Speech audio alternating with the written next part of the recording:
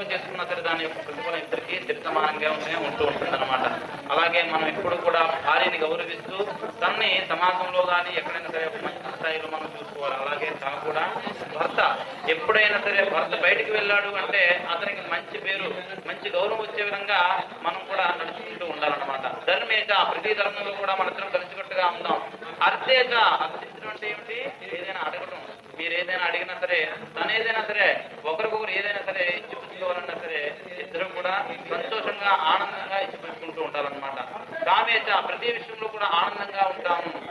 నాటి చిరామి ఇవన్నీ కూడా నేను పట్టుబడి ఉంటున్నాను అని మీరు అంటున్నారు. తను కూడా సరే నువ్వు ఏ విధంగా అయితే మంచి భావంతో ఉంటున్నావో నేను కూడా అదే భావనతో నేను అంగీకరించి నీ దగ్గరికి వస్తున్నాను.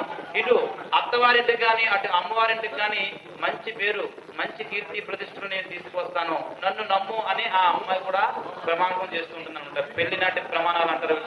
ఈ పెళ్లినాటి ప్రమాణాల నుంచి ఎప్పుడు కూడా ఇద్దరు ఒకే మాట ఒకే పాటగా ఇద్దరు వెళుతూ ఉండాలి. అంతేగాని ఏదైనా సరే కోపం వచ్చినా సరే మనం ఎందుకు ఆ కోపానికి కారణం తెలుసుకొని ఇద్దరు చర్చించుకోవాలి. కానీ ప్రతి చిన్న విషయానికి పెద్ద విషయానికి చిరుకుడు అనకూడదు.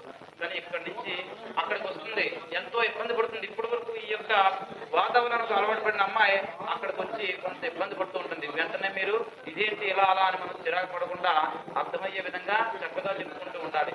అలాగే మీరు ఇక్కడికి వచ్చినా సరే ఇక్కడ వాతావరణానికి మీరు అలవాటు పడతారు. అలాగే వీళ్ళు కూడా సరే ఏంటి అనేది అర్థం చేసుకుంటూ ఒకరినొకరు అర్థం చేసుకుంటూ వెళ్ళిపోవాలి. కానీ అంతే మాకు ఇలా ఉన్నది మేము ఇలాగే ఉంటాం, మాకు అలానే ఉంది మేము అలానే ఉంటాం అంటే కొంత సమయం అనేది పడుతుంది. దాన్ని మనం